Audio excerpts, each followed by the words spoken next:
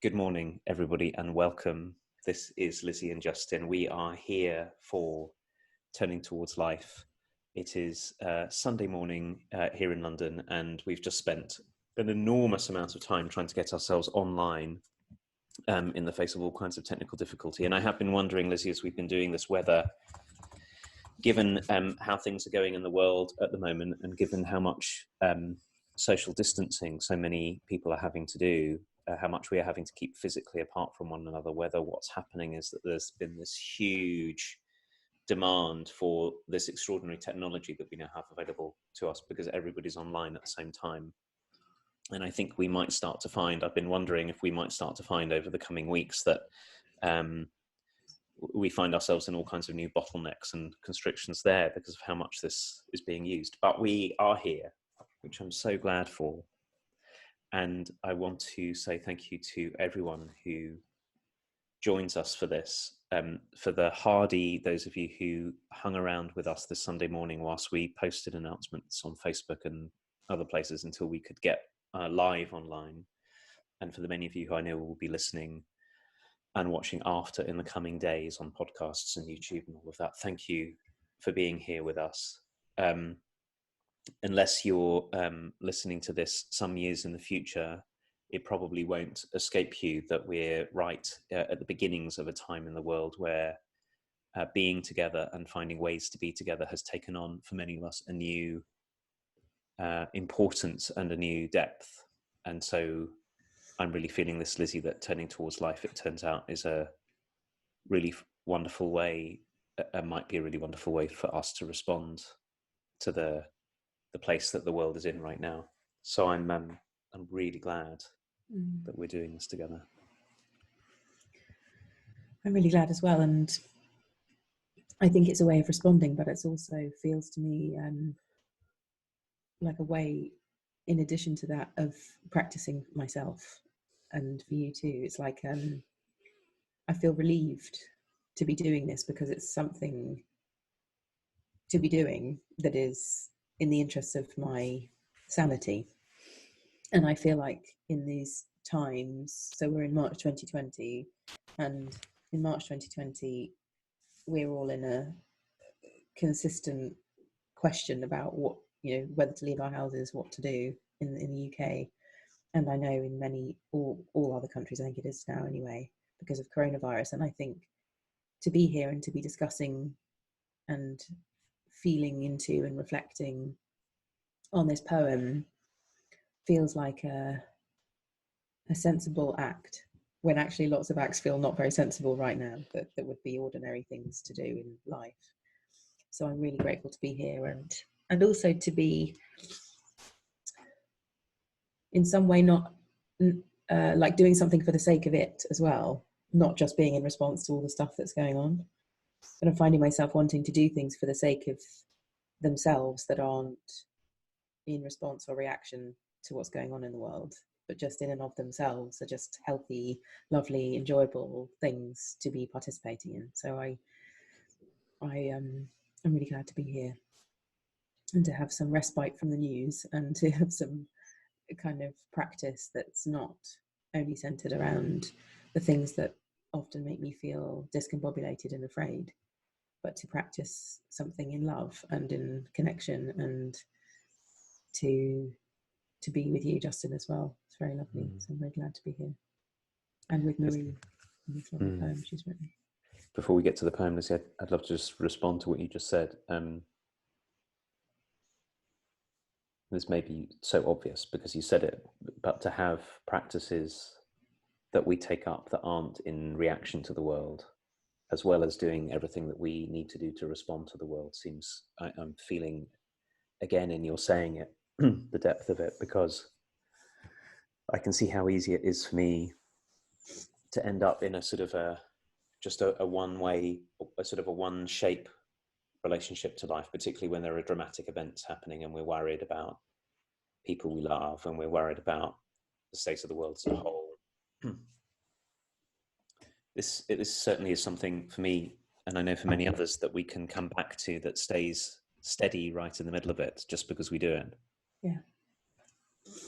So yes, just feeling my gratitude that that's what we're up to.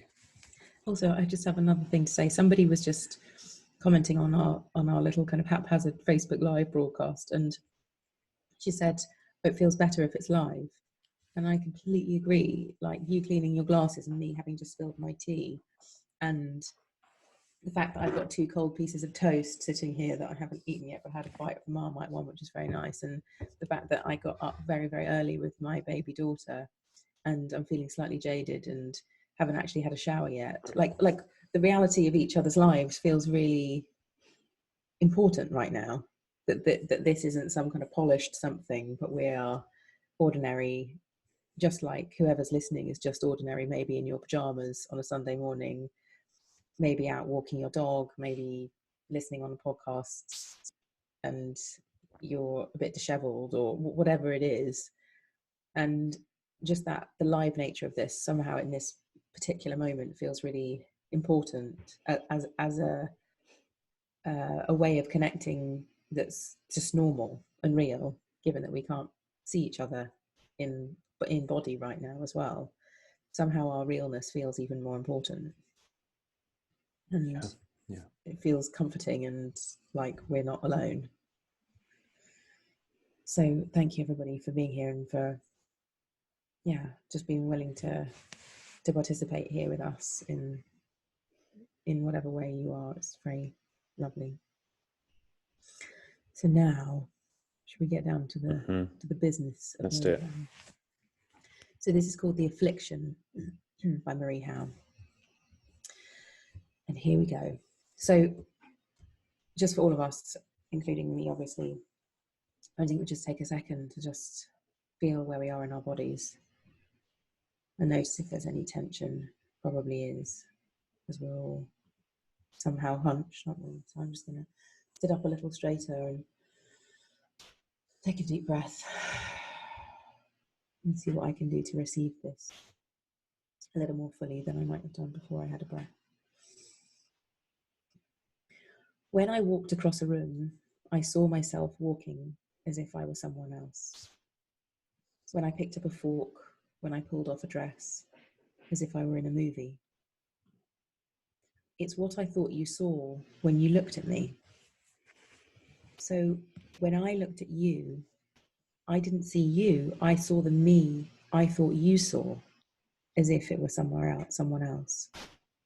I called that outside watching. Well, I didn't call it anything when it happened all the time. But one morning after I stopped the pills, standing in the kitchen for 1 second, I was inside looking out. Then I popped back outside and saw myself looking. Would it happen again? It did a few days later. My friend Wendy was pulling on her winter coat, standing by the kitchen door, and suddenly I was inside and I saw her. I looked out from my own eyes and I saw her eyes, blue-grey, transparent, and inside them, Wendy herself. Then I was outside again, and Wendy was saying, "Bye-bye, see you soon," as if nothing had happened. She hadn't noticed. She hadn't known that I'd been there for maybe 40 seconds, and that then I was gone. She hadn't noticed that I hadn't been there for months, years. The entire time she'd known me. I needn't have been embarrassed to have been there for those seconds. She had not noticed the difference. This happened on and off for weeks, and then I was looking at my old friend John. Suddenly I was in, and I saw him, and he, and this was almost unbearable, he saw me see him, and I saw him see me. He said something like, "You're going to be okay now," or "It's been difficult, hasn't it?" But what he said mattered only a little. We met in our mutual gaze, in between a third place I'd not yet been.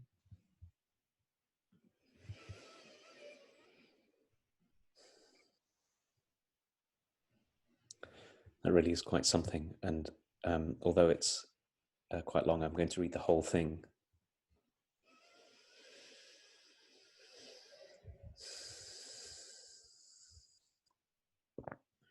When I walked across a room, I saw myself walking as if I were someone else. When I picked up a fork, when I pulled off a dress, as if I were in a movie. It's what I thought you saw when you looked at me. So when I looked at you, I didn't see you. I saw the me I thought you saw, as if I was someone else. I called that outside watching. Well, I didn't call it anything when it happened all the time. But one morning, after I stopped the pills, standing in the kitchen for 1 second, I was inside looking out. Then I popped back outside and saw myself looking. Would it happen again? It did, a few days later. My friend Wendy was pulling on her winter coat, standing by the kitchen door, and suddenly I was inside and I saw her. I looked out from my own eyes and I saw her eyes, blue, grey, transparent, and inside them, Wendy herself.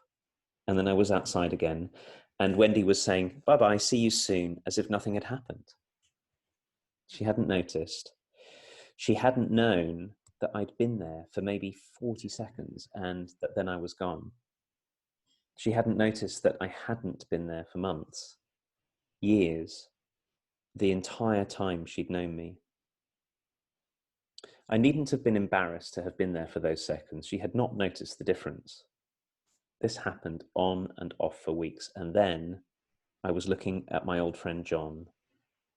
Suddenly I was in, and I saw him, and he, and this was almost unbearable, he saw me see him, and I saw him see me.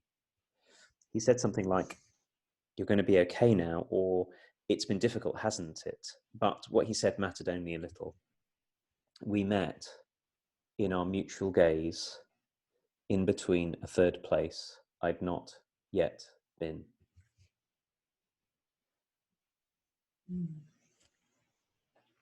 Thank you. So beautiful being read to.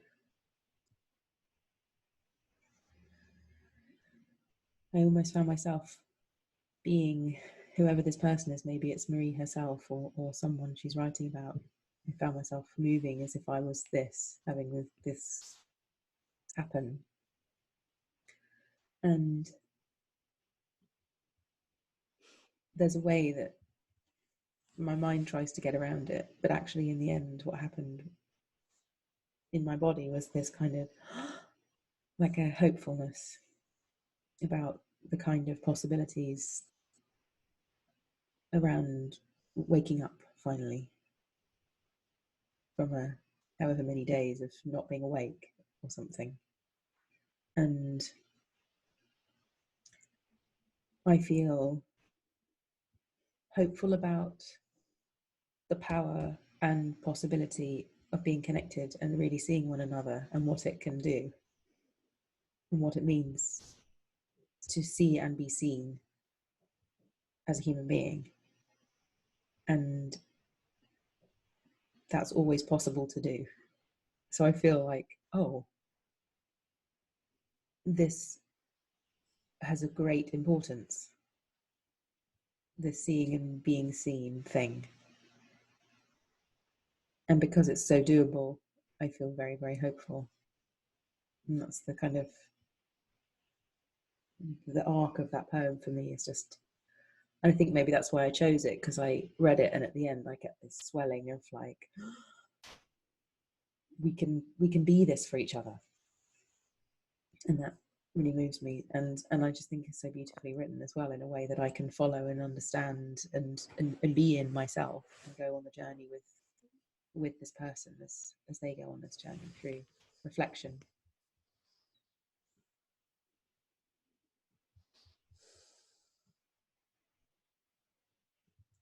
I was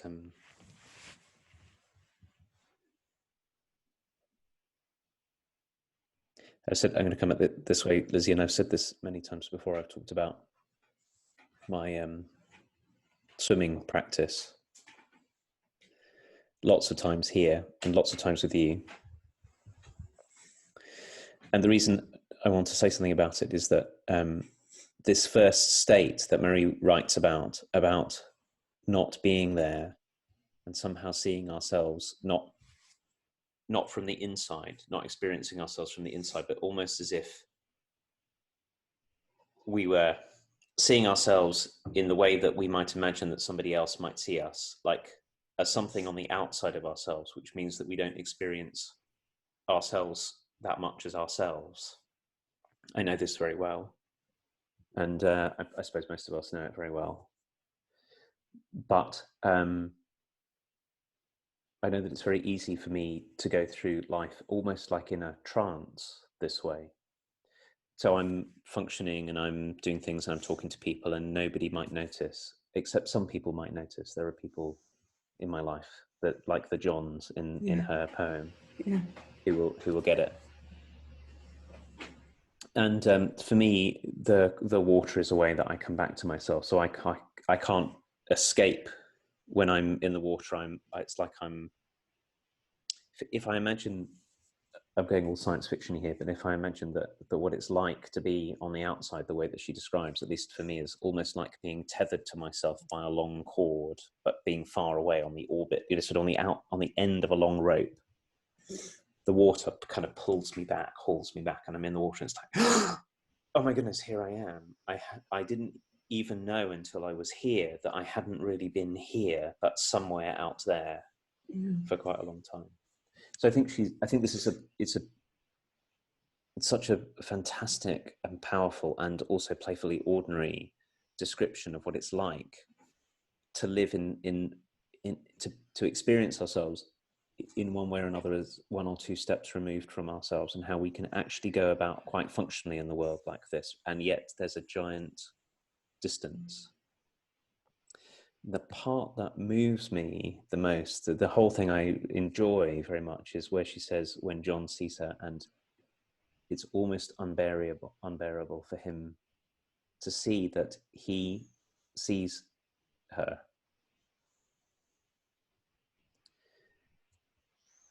And I think that for me, that this gets to the heart of it, which is it's to really let myself be seen by you, by another, is something I long for so much. And it's almost unbearable. And for me, it's almost unbearable for at least two reasons that I can kind of get a handle on. So the first one is that when I let that happen, and I have three reasons. So the first one is when I let that one happen, when that happened, I am robbed of my defenses. So I can feel my own vulnerability and my own presence. And so it's almost like the undoing of that distance itself is kind of unbearable. The second thing is I have to let myself be seen. And what that means is letting myself receive, like be the focus of someone's attention. I know that one of my historic ways of kind of getting away from myself is to deflect attention. That's just been my thing. No, nothing going on over here. Don't look at me. So I have to receive your attention, which also means receiving your love and your care and your presence and all of that, which is in such a different place. And then the third thing is, and this is what I think is so brilliant about this poem, is that I also have to let me receive me. So in order to be seen by you in that way, I have to also be here. Like when she says that she sees Wendy, the actual Wendy behind the eyes. I have to be here, and I have to then feel all the feelings of being alive and being a human. So when I say it's almost unbearable, it's not almost unbearable in a completely unwelcome way. It's also almost unbearable in its total welcome, and it's, oh my goodness, I've been longing for this. I need to be here, and yet it's also too much all at the same time. My God, I feel so glad to be in the conversation, to be putting words to this thing. It's so lovely to hear you say those things and to kind of tease it out and have language for it. And I'm just recalling a memory. So I was in Circle once, really quite a long time ago, I think in kind of early 20s. And we had to do this thing where we would each go have a go, and the whole circle would say something they appreciated about us. And I remember sitting there and feeling like my whole body was on fire. Like all I've ever wanted was for people to tell me the good things about me, so I would know them for myself and have some confidence, kind of thing. And then when they began to tell me, I was literally like I needed to run, like I needed to get out of there so quickly, and yet it was exactly what I wanted. And as you're saying the things that you're saying, it's really reminding me of that moment and showing me like all of the kind of practices that have been necessary for me to be able to receive those things without being so excruciated. And so when she says, it was almost unbearable, I completely in my body get the feeling of the like you're saying, that the wanting at the same time as the unbearability of the thing being delivered that you want, which is to be seen. So the admission that I'm wanting to be seen, that's what this is all about, and doing the seeing as well simultaneously is a kind of completely natural thing for humans to do. It's like we've got two holes in the front of our face, like that do the seeing. It's like completely front and center, and yet it's embarrassing, or it's excruciating, or mortifying, or whatever. And I also want to pick out this point, which I think you already said, but I just want to say it one more time. Like I'm being seen by you, and I'm seeing you, but I'm also seeing you seeing me, and you're seeing me seeing you. So there's lots of things going on. So in a way, like intimacy is really complex because there's so much going both ways all the time from different perspectives. And so what I'm feeling is that I have to do something with my body in order to become bodily defenseless as well, rather than only kind of thinking my way through it. So I'm noticing that there's all kinds of ways my body can kind of tighten, or I can stop breathing, for example, and just kind of be in the unbearableness in some kind of tense way, just to stay in the seat of seenness and seeing. And it feels like a moment to moment bodily relaxing that allows it to happen and be here and be received, and also be present too as well, and it not only be about me being seen, because there's this interwovenness of the experience too. And I'm getting curious about how we might all be able to practice something like this with the people around us, and what it might be like to sit opposite one another if there's someone else in your space with you, and to be in this interwovenness and see what breathing me might do, how much we might wriggle ourselves into relaxation with each other, that we could have this as a way of connecting. So we're not just talking to each other or something, but actually we're facing each other and appreciating each other's presence, and really doing a John on each other from this poem, not a Wendy, where we're just maybe ships in the nighting around each other, but to turn towards this piece of life that's in front of us, as just in a way you and I are doing this once a week with each other. And in terms of who we are and how we are in our relationship, that's a huge thing to be doing together. And in this extraordinary articulation of it in this poem, in a way, when I read it, by the way, I didn't really get that this was what it was about. I could kind of feel it, but in the talking, I'm learning as always. And I love the distinction between the Wendy and the John, because it gives me a clear articulation of, and a question for myself, a reflection for myself. Am I being a Wendy or am I being a John right now with this person in front of me? And what would it take for me to be a John? So I just feel very invited into what it might take, what it might be like to do this, to be brave enough to do this, and really be with people just like this. And interestingly, Justin, I'm watching how the way that we greet one another physically has become a way of being less intimate than just looking at someone and saying hello, because we're not touching each other at the moment in wider circles.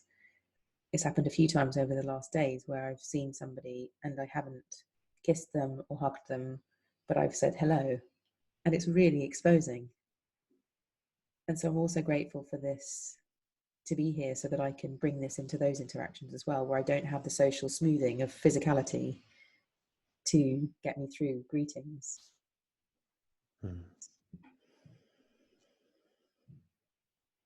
What an invitation you're making, Lizzie, that in this time where ways of greeting one another that we've become habituated to are falling away, that we might consider a deeper question about how we greet one another and what it is that we're greeting when we greet one another. And the whole time that you were just talking, I was taking up the invitation that you made, that our ability to really greet one another with the kind of depth where I see that you're a person, that there's Lizzie there, and I can see that you see that there's Justin here, and everything that comes from that. I've been taking up the invitation that starts as a bodily something. And I've been doing two things whilst you've been talking. I've been just settling, letting myself breathe much more slowly. But I've also been practicing just letting myself kind of fall your way. And I realized one of the things that's reminding me of is, we talked last time about, I think it was last time, about human beings being depth. And there's a way that we can easily be surface to one another. And when we're surface, we're just in a way, we're just an object. You know, you're the person who I like being with. So you're not yet a person. I'm just enjoying being in this conversation. And you're the person who I need to avoid on the tube because you're coughing and I'm worried I'm going to catch something from you. Or you're the person who's buying things in the supermarket and I'm worried they're going to run out, or you're my annoying brother or sister, or any of the things that sort of the object surface ways we can be with one another. And that when we are like that with one another, we're like that with ourselves. So we become surface too. And that knowing, there's this amazing line in the middle of the poem where she says, I saw her eyes, and inside them Wendy herself.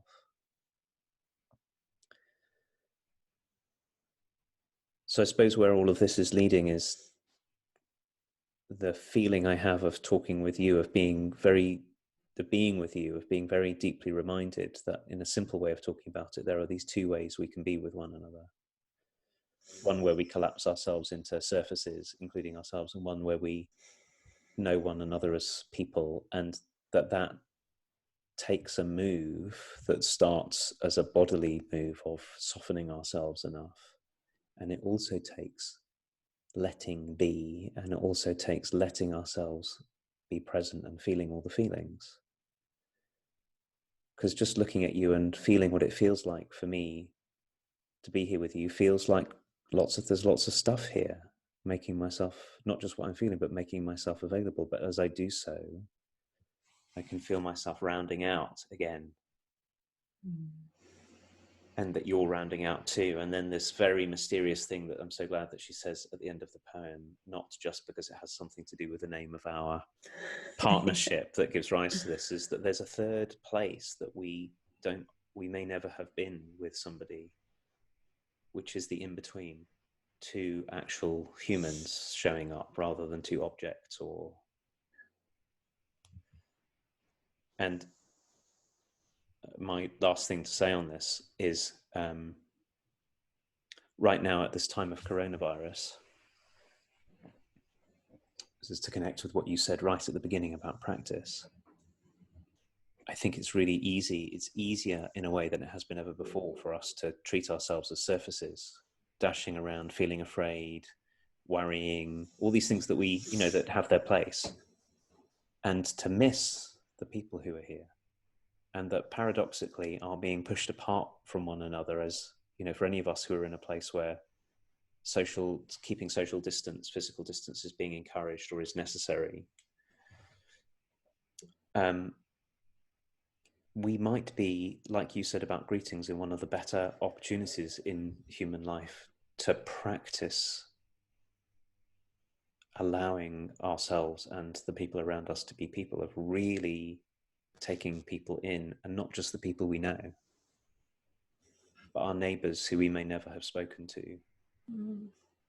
And when we have to go out, the people who we pass on the street or on the bus with us, everyone, we're all in the same situation right now. And what a gift it would be if we could let ourselves be this way more often with one another, because that's where all of the depth and beauty of human life lives.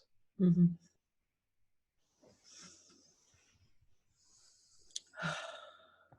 I can feel this kind of freshness to my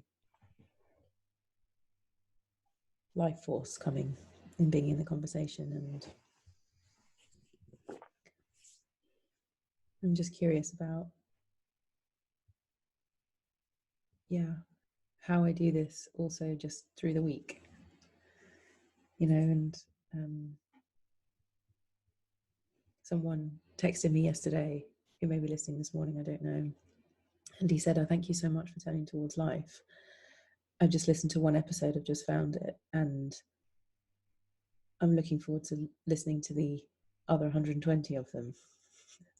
And when you and I say, whenever we're in kind of some deep doldrum, we often listen to ourselves and feel like it helps. We help ourselves.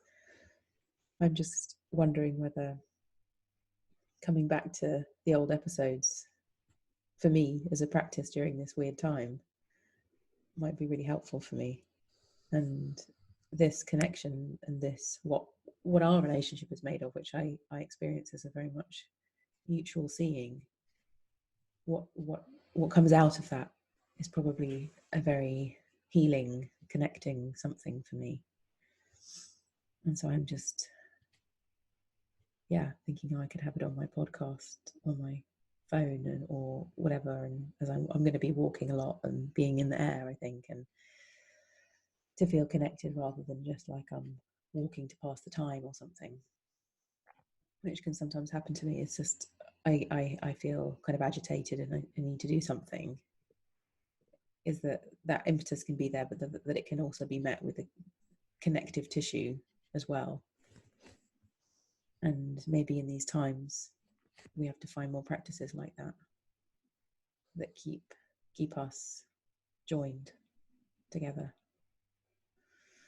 So it's very lovely to be here, and I'm looking at our time, and I don't actually know when we started because it was such a kerfuffle, but anyway, we are so grateful for everyone, aren't we, Justin? And I feel ever more this is exactly right that we're doing this, and I'm really glad to be here and glad that everyone is up for being here with us, and thank you for joining, and thank you for your own openness and your own realness. And when we're doing this, I often seeing people's names pop up as who's there on the live stream and who's with us. Just initially it's like 7 people or something whose names, some of which I know and some I don't. I just get great comfort with imagining how everybody's listening and what states of disarray everybody might be in, or tidiness or whatever, but just the real lifeness of everybody. And thank you for your real lifeness and what it brings to us by your being here with us as well. That's very beautiful. Yeah. And so we will be back next week on Sunday again. And we're very glad to be continually choosing these sources and thank you to Marie Howe for this as well. It's a very beautiful poem. So I think Thank you, that's everyone. goodbye from us. Thank you very much. Bye. See you next week.